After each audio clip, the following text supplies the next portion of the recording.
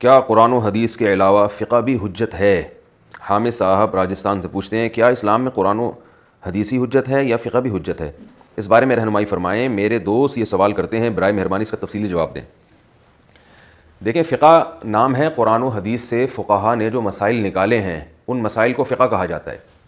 جیسے قرآن و حدیث میں جنت اور جہنم کی جو باتیں ہیں اور یعنی خوشخبریاں دی گئی ہیں، ان آیتوں کو اگر آپ الگ کر لیں تو اسے ہم کہتے ہیں فضائل، یعنی فضائل کا علم قرآن میں جو مختلف اعمال کی فضیلت ہے۔ تو اسی طرح قرآن و حدیث میں جو حلال و حرام کی باتیں ہیں، جائز ناجائز کی باتیں ہیں، وہ باتیں جب آپ الگ کر کے کتابی شکل میں لے کر آتے ہیں تو اس کو فقہ کہا جاتا ہے۔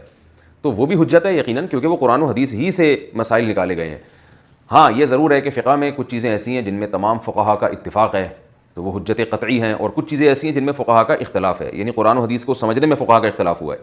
تو وہ جو سمجھ کے اعتبار سے فقہا کا اختلاف ہوا ہے، تو چار فقہا ہیں جنہوں نے قرآن مجید میں جو ریسرچ کی ہے، تو وہ ہمارے سامنے وہ ریسرچ رکھی گئی ہے۔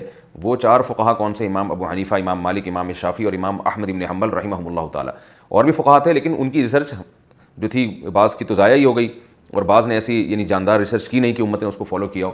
تو اب ان چاروں کی کتابیں مدون ہو چکی ہیں صدیوں پہلے، اور صدیوں سے یعنی امت انہی کو فالو کر رہی ہے۔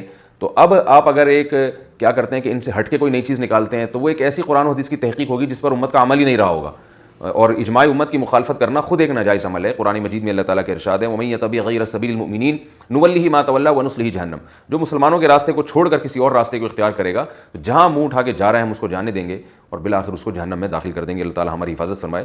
تو مسلمانوں میں جو فالو کیا جاتا رہا ہے وہ انہی فقہا کو فالو کیا جاتا رہا ہے۔ تو یہ حجت ہے فقہ اس اعتبار سے کہ قرآن و حدیث کی تحقیق کا نام ہے، اور جن مسائل میں اختلاف ہے تو ان میں آپ ایک فقہ کو فالو کریں۔ اگر آپ کو اجازت دے دی جائے جس فقہ کو چاہیں فالو کریں تو پھر انسان اس میں خواہشات کی اتباع کرنا شروع کر دیتا ہے، خواہشات کی پیروی کرنا شروع کر دیتا ہے۔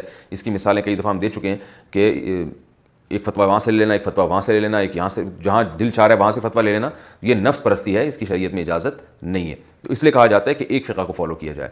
تو اور عامی آدمی پر لازم ہے فاسألوا اہل الذکر ان کنتم لا تعلمون، عامی پر لازم ہے اس کے جس کے پاس علم کامل نہیں ہے تو قرآن اس کو حکم دے رہا ہے کہ وہ ایسے کو فالو کرے جس کے پاس کامل علم ہے، جسے اس چیز کی حقیقت معلوم ہے۔